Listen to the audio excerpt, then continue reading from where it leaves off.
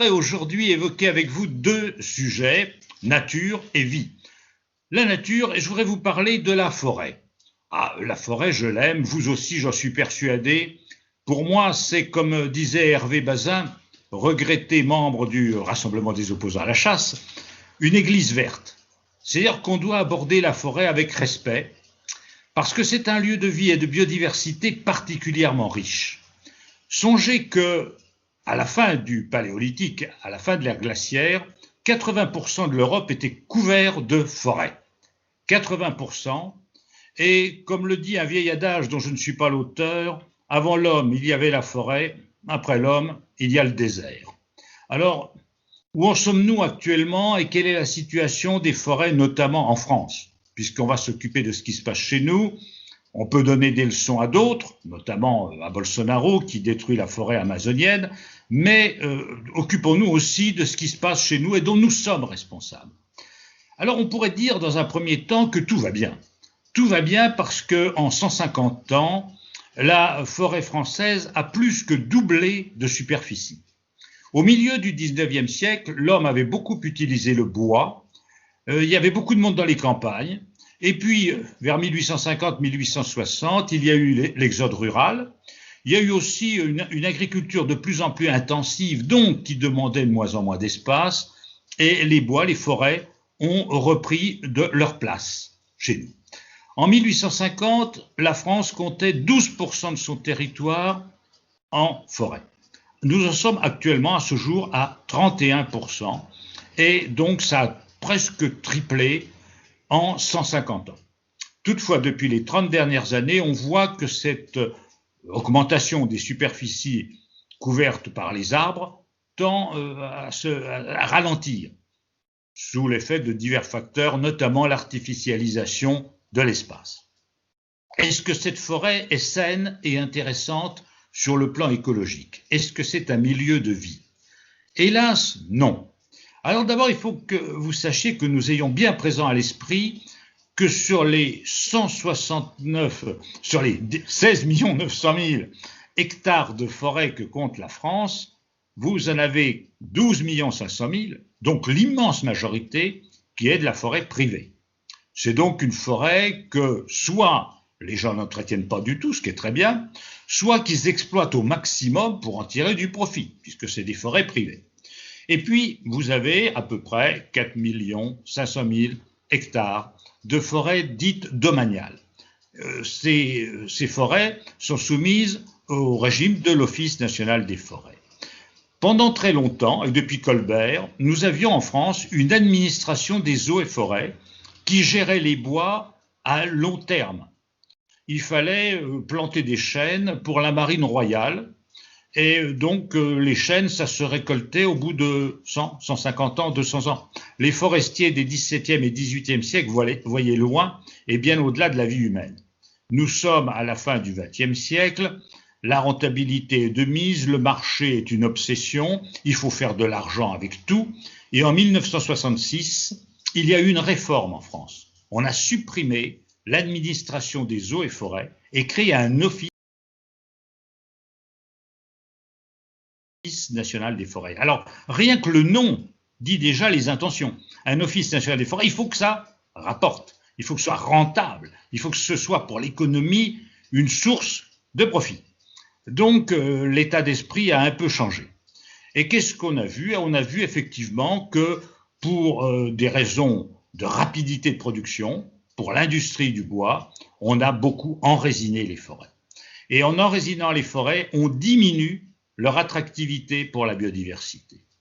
Donc il est fondamental de conserver des forêts, oui, mais de conserver aussi des forêts qui ne soient pas des usines à bois, qui ne soient pas uniquement des sources d'enraisinement. Pour que ça produise très vite, il faut conserver des feuillus, et ce d'autant que, avec la modification du climat, l'apparition de sécheresses estivales importantes, les forêts de conifères souffrent. Et si vous mettez une essence unique quelque part, vous favorisez le développement de pathogènes, champignons, insectes, virus, ravageurs des plantes, qui trouvent avec une monoculture une source considérable de développement. c'est pour eux pain béni. Et donc, si vous voulez, une forêt homogène, une forêt composée d'une seule essence d'arbres de tous la même taille, c'est une attraction pour les scolites, les parasites des arbres, et c'est pour ça qu'on a de plus en plus de pathologies qui affectent ces végétaux. Alors qu'une forêt diversifiée, c'est une forêt qui est beaucoup plus résiliente, qui est beaucoup plus résistante aux parasites. Alors, il faut se battre pour les forêts, il faut que la forêt reste un lieu de vie, il faut l'aborder avec beaucoup de respect, il faut la laisser en libre évolution si possible, et ne pas tout artificialiser, tout homogénéiser, quitte un petit peu parfois à renoncer à une rentabilité maximum. Alors évidemment, on ne va pas mettre toutes les forêts sous cloche et je comprends qu'il y a des impératifs, y compris parfois des impératifs économiques. Et puis, il ne faut pas que les petits Goebbels de l'anti-nature et des lobbies nous dépeignent en farfelus qui voulons interdire la culture des sapins de Noël. Ça, c'est pour le public, c'est la lourde propagande des industriels, des chasseurs, des agro-intensifs qui nous dépeignent en personnages farfelus. Ce n'est pas ça du tout dont il s'agit. Il s'agit tout simplement de prendre en considération que la qualité de vie, que la préservation de la biodiversité passe par la préservation de milieux naturels. Et j'en avais déjà parlé une fois, mais je rends hommage au botaniste Francis Hallé qui milite actuellement pour que la France et l'Europe créent ce qu'on appelle des forêts primaires, c'est-à-dire laissent un certain nombre d'hectares en libre évolution sans que l'homme intervienne, parce que c'est pas l'homme qui a créé la forêt, hein, elle préexistait à l'homme, et laisser, il vous reste 70 000 hectares par exemple, qui soient en forêt de reconstitution d'une forêt primaire. Je vous ai dit tout à l'heure, la France compte 16 millions, presque 17 millions d'hectares de forêt. Si on distrayait quelques centaines de milliers d'hectares pour une protection intégrale de la nature, ce ne serait quand même pas une catastrophe économique que je sache. Mais l'économie mène le monde. La vie, la nature ne vaut pas grand-chose dans notre société. Et j'en voudrais un autre exemple. Je vais aborder un autre sujet qui est un sujet philosophique par rapport à ce que m'inspire la pandémie qui a eu lieu en France. Et en France, dans le monde. Hein.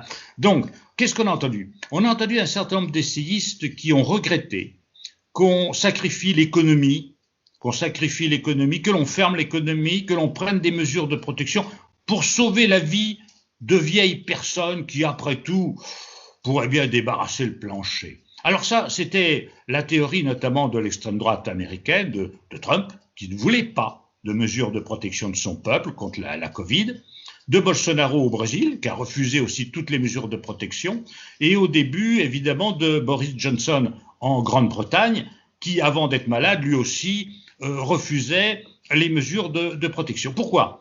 Parce que ces gens-là font passer l'économie avant la vie. Et à partir du moment où quelqu'un est vieux, ou obèse, ou diabétique, ou souffre de BPCO, ou n'est pas très bien, on peut le passer par perte et profit, on peut le supprimer, l'éliminer, c'est pas très grave. La société, pour ces gens-là, a plus besoin de SS au point de fer que de gens qui préconisent le care, c'est-à-dire le soin, la solidarité. Ils font du mauvais darwinisme, c'est-à-dire qu'ils font un darwinisme biologique, alors que la théorie du darwinisme nous enseigne que ce qui fait la force de l'humanité, c'est pas le SS au point de fer.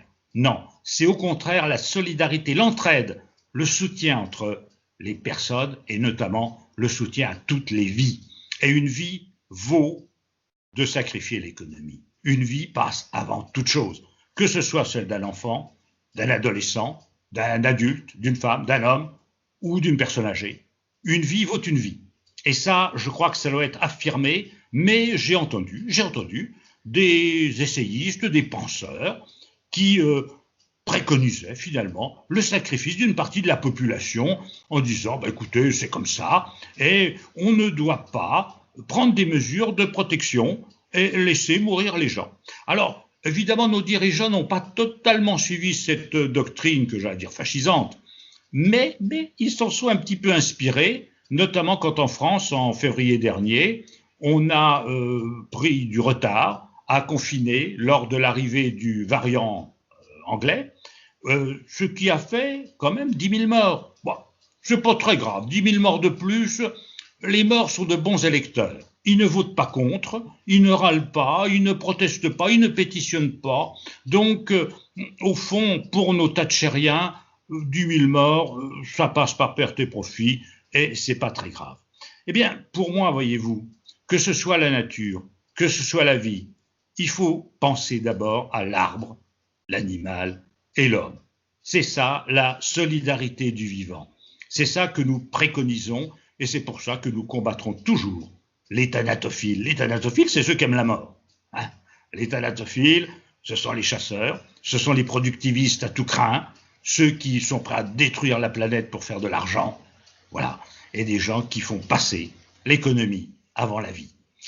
Mes amis, si vous voulez, je vous donne rendez-vous pour une prochaine réflexion, en partant toujours de l'actualité ou de sujets d'actualité, avec quelques informations que je souhaite le plus objectives possible et quelques réflexions qui vont dans le sens de la philosophie biocentriste. À bientôt, mes amis résistants.